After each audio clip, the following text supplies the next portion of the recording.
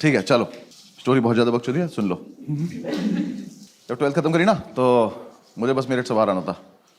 मैं यहाँ नहीं रहना और, तो घर वालों ने कहा ये ड्रॉप कर लो। मैं कहा हाँ दिल्ली जाकर यहाँ नहीं रहेंगे। तो दिल्ली आ गए, KMC में एडमिशन भी हो गया। तो सैम आया था मेरे एक दोस्त मेरिट से मेरे साथ, वो भी KMC में। हम दोनों ने एक PG में रूम ले लिया। काफ़ी आलीशान रूम था, 2 सिंगल बेड थे, अलमारी के नाम पे एक माचिस की डब्बी लगी थी दीवार में।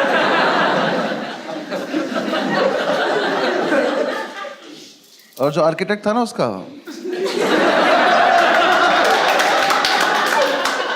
वो थोड़ा नशे में था। उसने 2 दरवाजे बनाए थे, एक दरवाजा सड़क पे ही खुलता था, तो अगर कभी जाने अनजाने में खोल दो तो स्कूटी में लग जाता था किसी की। आदमी बढ़िया जा रहा, भाग जाया था, गिर गया, किसी ने दरवाजा खोल दिया। तो हम उसे ज़्यादातर बंद ही रखते थे क्योंकि हम भी नशे में रहते थे। तो उस कमरे में एक तरफ हम चाय बनाते थे, तो उधर एक बार चाय गिर गई थी, तो उसके ऊपर अखबार बिछा दिया था। तो अब जो हेडलाइन थी वो चिपक गई थी। तो न्यूज़ के नाम पे हम रोज ये पढ़ते थे कि गाजियाबाद में सरेआम कत्ल हुआ है। और हम रोज वहां से निकलते कहते गाजियाबाद में बहुत कत्ल हो रहे हैं यार।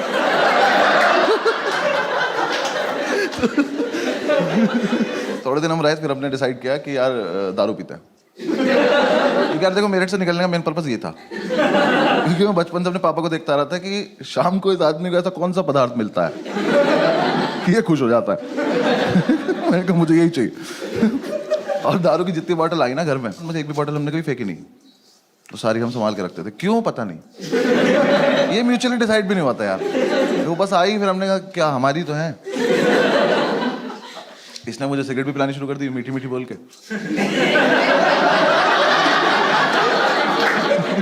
भाई पी के देख मीठी मीठी लगेगी। मैं कहते पी के देखी, मुझे लगी भी। मैंने कहा सही है। जितने लोग स्मोक करते हैं उन्हें पता होगा कि छोटी गोल्ड में से ना धुआं बहुत आता है।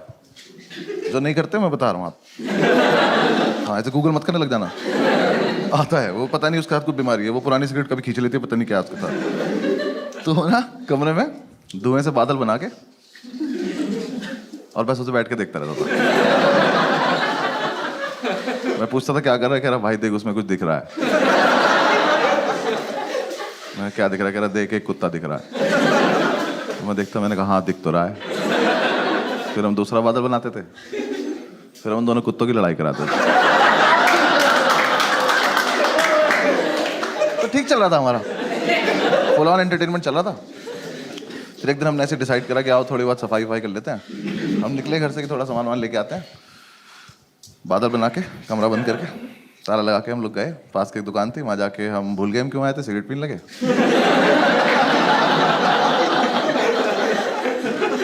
फिर याद आया तो मैंने वाइपर लिया, तो इसने बोला कि वाइपर मत ले यार, रख दे वापस। मैं कह रहे वो कत्ल के निशान मिटाने ले लेते।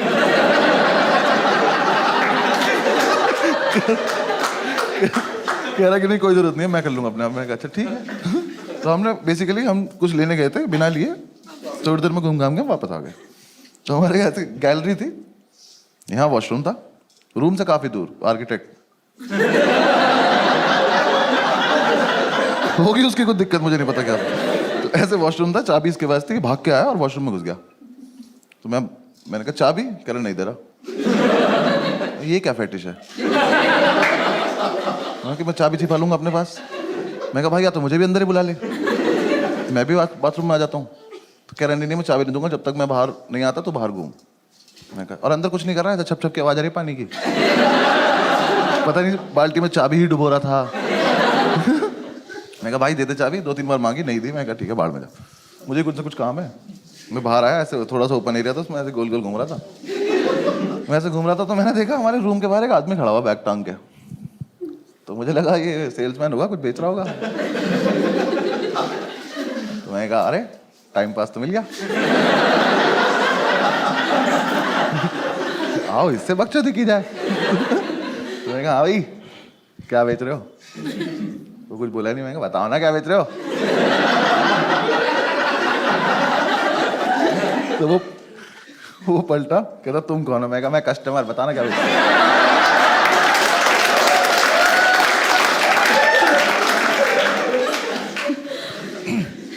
कह रहा मैं सैम का फादर हूं। ये तो कोई बेचने की चीज। तो मुझे समझ नहीं आया इस पर रिएक्ट कैसे करते, मैं बस पलटा में चल दिया। तो कह रहा कहाँ जा रहे हो? मैं कहा मैं कस्टमर ना, कुछ खरीदने जा रहा हूँ। कह रहा सही से बताओ तुम करते क्या हो? मैंने कहा अंकल मैं ना पीछे डांस सिखाता हूँ वहाँ पे ना। कुछ समझ ही नहीं आया। मैं रियाज ही कर रहा था, आप आ गए एकदम से ना। तो थोड़ी दूर में भागा। कह रहे एक सेकंड तुम अनुभव हो ना? आप थोड़ी बात सीरियस होती जा रही है। मैं कहा नहीं। कह रहा मुझे सैम ने बताया तुम्हारे बारे में, और मैं ही सोच रहा हूँ अपने लड़के से स्केच बनवाता है क्या? उस टाइम फोटो तो होते नहीं थे। तो ये क्या दोस्त से हाँ बनाओ, शक्ल बनाओ। तो यार देखो मैं भाग सकता था वहां से, लेकिन फिर मुझे एकदम से लगा कि आज क्या होने वाला है। ये आदमी अभी वॉशरूम से आएगा, ये अपना बाप देखेगा, फिर हम तीनों मिलके कमरा देखेंगे, और ये संसार तमाशा देखेगा। मैं इस मोमेंट को मिस तो नहीं करना चाहता। तो मैं कहा बता देते हैं हम कौन है, क्योंकि देखो मुझे क्या डर था, ये आदमी क्या कर लेगा, वैसे तो है नहीं मुझे पीट देगा, ज्यादा से ज्यादा क्या मेरे घर पे फोन करोगे कर लो, जो अभी टाइम हो रहा है मेरे पापा पक्का फोन उठा के बोलेंगे चीयर्स भाई साहब।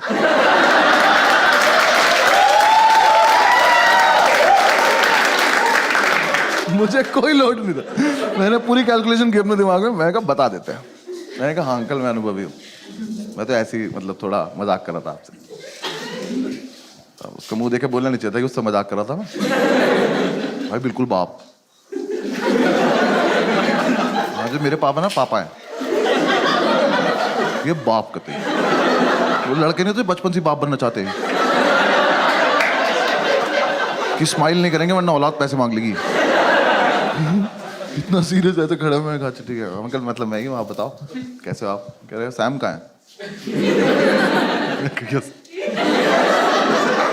हो गया शुरू। मैंने कहा अंकल यहीं पे है, ये रहा यहाँ पे वॉशरूम है, वॉशरूम में। कह रहा बुलाओ उसको। मैं कहा भी बुलाते हैं।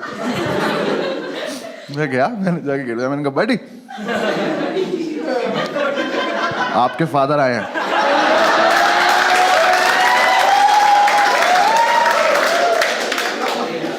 ये चमन चूतिया अंदर से बोला नहीं मिलेगी चाबी।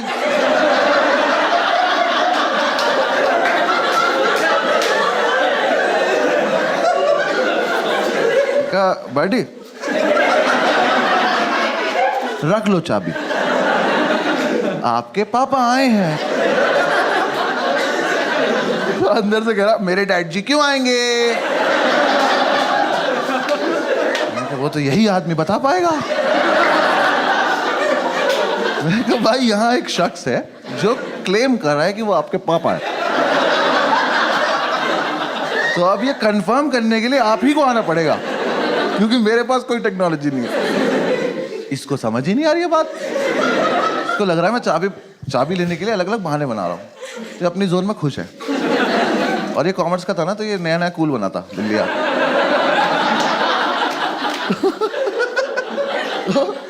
इसने कूल बनने के लिए दिल्ली आके कुछ लड़कों से दोस्ती करी थी और एमिनेम सुनना शुरू किया था। पर इसके लिए नहीं था, वो मेरठ का लड़का एमिनेम, समझ रहे हो तुम? वहां के लड़के अभी भी मेमोरी कार्ड को चिप बोल रहे हैं यार।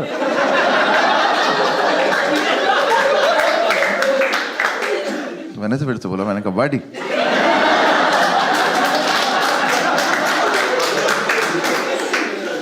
प्लीज मान जाओ, आपके पापा आए हैं। अंदर से कह रहा है buddy love the way you लाई।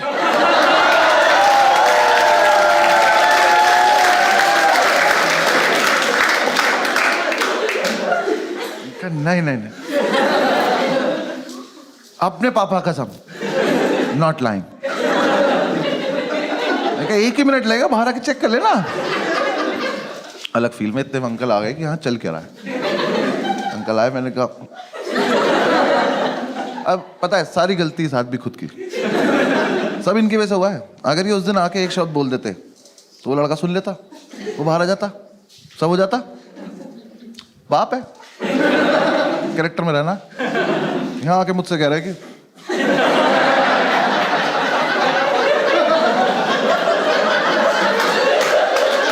मैं बहन मम्मी मुझसे क्यों बोल रहा हूँ? ये तो रहा लड़का अंदर तुम्हारा। हाँ, बोल दो ना। नहीं कुछ खड़ा है मैं शांति से। मैंने कहा आ गए।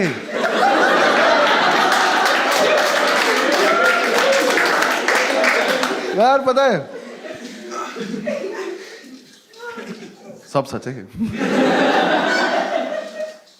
एकदम से इसका मेरठ ऊपर आया, एमिनेम नीचे चला गया और इसका पेशेंस लेवल खत्म हो गया। इसे लगा कि अब तो ये बहुत देर से बकचोदी कर रहा है, तो अब मुझे इसे जवाब देने का टाइम आ चुका है। इसने अंदर से इतनी बुरी बुरी गालियां देनी शुरू करी, इतनी बुरी बुरी की स्टेज पे तो मैं दे भी नहीं सकता। ऐसे गालियों का लूप चला और मैं सोच रहा हूँ ये वाली तो बहुत एस्केलेट कर दिया यार तूने। और ऐसे चला चला चला चला चला और एकदम से एक लाइन आई, और तुझे पता है मेरा बाप कितना बड़ा चूतिया है।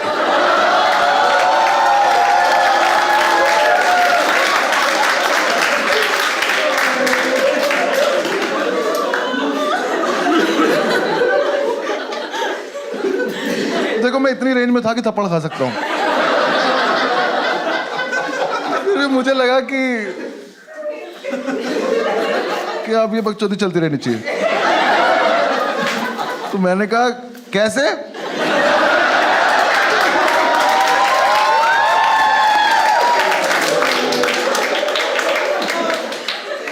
तो कह रहा पता नहीं क्यों आता है दिल्ली, और जब भी आता है एक आलू भुजिया का पैकेट और 4 लड्डू लेके आ जाता है। फिर मेट्रो स्टेशन से फोन करता है, मुझे मेट्रो स्टेशन जाना पड़ता है। कह रहा ये नहीं कभी मैं दारू ले आया।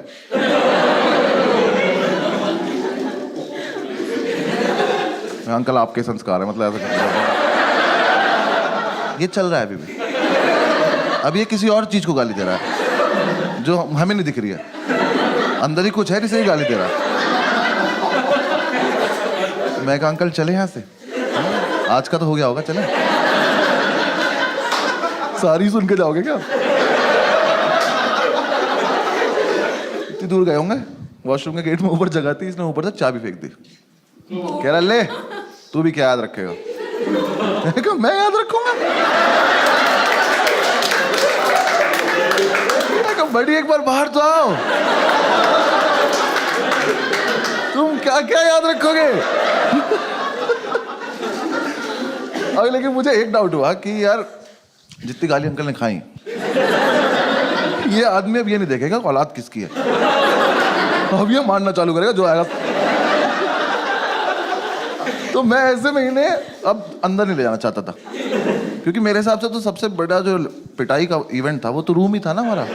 ये तो उससे पहले ही इतना कुछ हो गया, तो मुझे लगा इसे आ जाने देते तभी रूम दिखाएंगे, मैं नहीं जा रहा। अंकल कह रहे चाबी उठाओ। मैंने चाबी उठाई, उठा के खड़ा हो गया।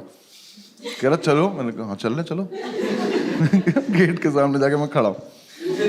कह रहे खोलो, मैं भूल गया कैसे खोलते थे। यार वो ताला भी ना 20-25 बार में खुलता था, मैंने उस दिन चाबी लगाई, कट से खुल गया वो।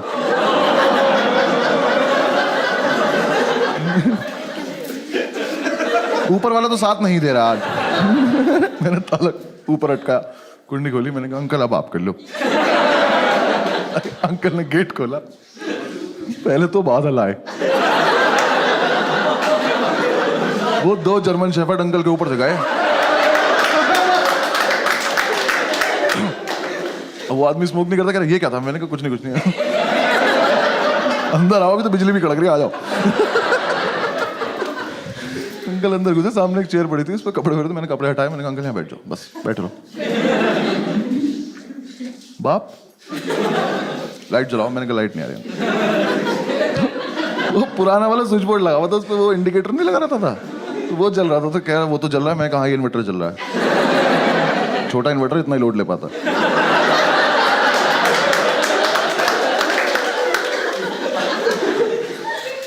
उठे, लाइट जला दिया। मैं कहा इसमें आप अपने आप किया, आपने जो किया। अब देख लो। कमरा देखा, मैंने लाइव हार्ट अटैक आते देखा। उनका हाथ ऐसे दिल पे गया, मैं कहा ये मरेगा मेरे नाम लेगा। मैंने कहा मना करा था ना मैं। बैठ जाओ। तो उन्होंने सारी बोतल देखी। तो पहले तो नहीं ये समझ में नहीं आया कि शराब पीते हैं कबाड़ी काम करते हैं।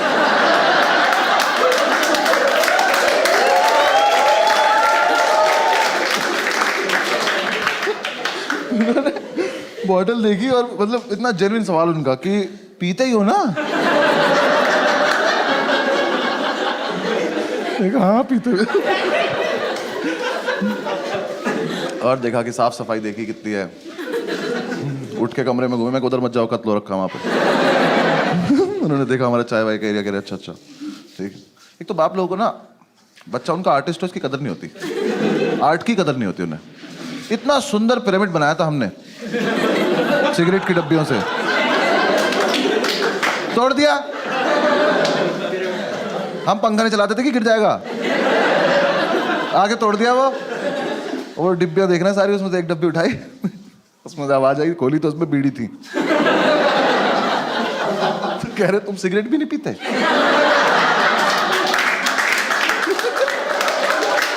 नहीं अंकल पीते हैं, ये रात को 2 बजे का इमरजेंसी वाला है। वैसे भी बहुत पैसे बेचते हो ना आप।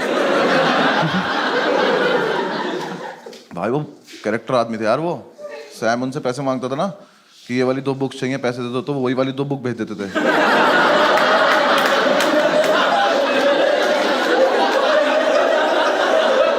फिर हम दोनों पूरे मार्केट में बुक ले घूम रहे थे, कोई ले लो यार, तो हमारे तो एक कोर्स की भी नहीं है।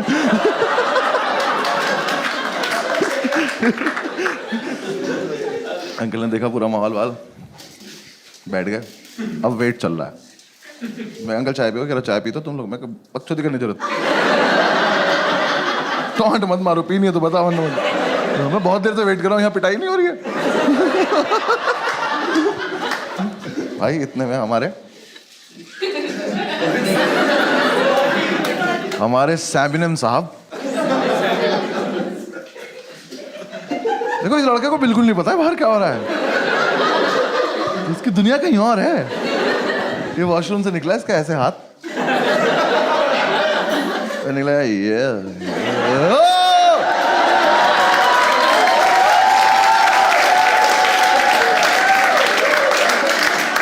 वापस बाथरूम में गया, बंद कर लिया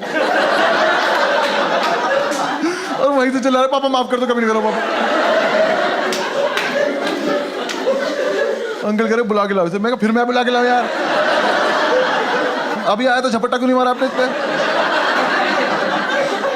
तो मैं वापस गया, मैंने कहा बड़ी हो गया, आप धप्पा हो गया, आ जाओ। मैं कहा देख लिया पापा ने, आ जाओ। अब कुछ नहीं हो सकता। बाहर आया, कह रहा भाई क्या होगा? मैं कहा मुझे क्या पता, तेरा बाप है भाई। मुझे तो बस देखना है, चल जल्दी। आए रूम में, फैमिली वैल्यूज। भाई नहाती पहले पैर छुए।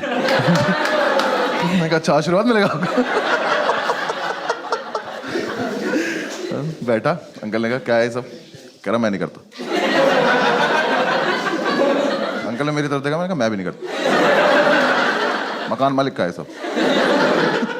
मीठी मीठी बोल के सिगरेट पिलाता है लड़का, बकवास कर रहा मैं नहीं करता।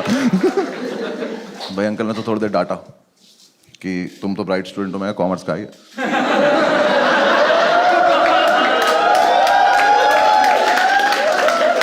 कह रहे बेटा ये सब करने की क्या जरूरत है, फलान ठिकाना। वो डांटे। मैं कहा अब मारेंगे कुछ नहीं। उठे, खुद बाथरूम गए, तुरंत वापस भी आ गए। मैं कहा इनका क्या चल रहा है इनकी फैमिली में? इन लोगों को सीधा सीधा टारगेट दिख क्यों नहीं रहा अपना? सामने मारो पैंच की तरह।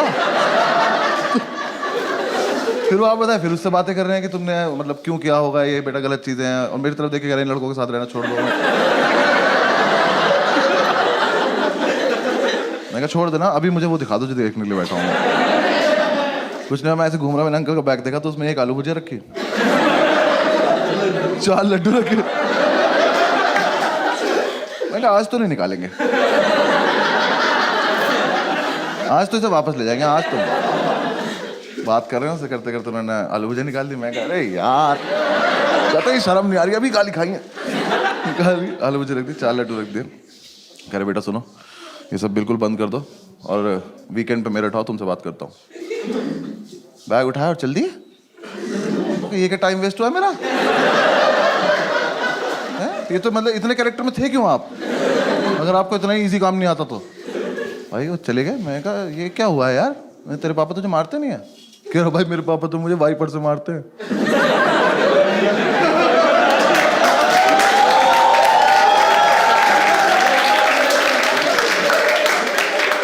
मैं कहा तो इसलिए मना कर रहा था क्या? कह रहा भाई बचपन से सिर्फ वाइपर से ही मारते हैं। ये अजीब फेटिश नहीं तुम्हारी बहन? बाथरूम से बहुत ज्यादा लगाव नहीं तुम लोगों को? मेरे और किस चीज से नहीं? कह रहा नहीं भाई उससे ही मारते हैं। मैं कहा तो अब क्या होगा? कह रहा कुछ नहीं, वीकेंड पे मेरठ जाऊंगा और पापा नया वाइपर लाएंगे और फिर उसके बाद आके दिखाऊंगा। चल दिखा दी भाई, ऐसा कर ली। फिर हम थोड़ी देर बैठे रहे, थोड़ा सैड हो गया ये। तो थोड़ी देर बैठे बैठे इसने बोला कि यार ऐसा तो नहीं हम कुछ गलत कर रहे हैं? फिर 5-7 मिनट बाद हमें लगा कि क्या ही गलत कर रहे हैं। फिर 5-7 मिनट बाद हमें लगा क्या ही होता है गलत।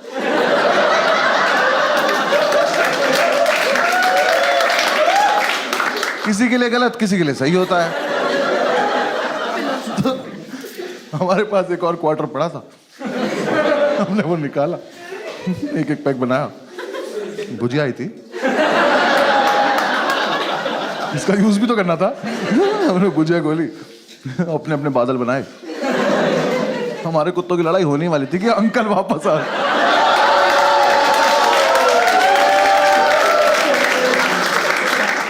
भाई वो दुकान से वाइपर लेने गया था, उन्हें स्वीटी नाम के वाइपर से जो सूता है ना उसको तो घुमा घुमा। अंकल देखे मेरे, uncle love the way you lie.